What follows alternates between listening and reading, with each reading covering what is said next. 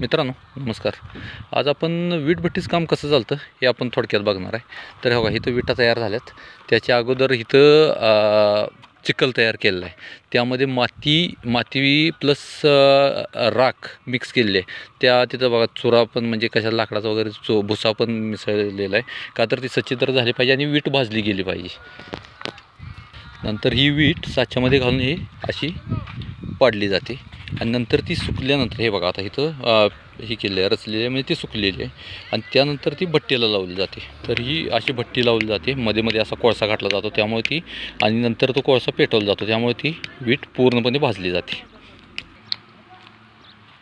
आणि मग ही वीट बघा, इथं वीट पूर्ण भाजलेली वीट तयार झालेली आहे. याचा डिटेल्ड व्हिडिओ आपण नंतर तयार करूच, परंतु सध्या तर एक शॉर्ट बट स्वीट असं थोड्या वेळात पूर्ण नॉलेजसाठी आपण हे केलेलं आहे.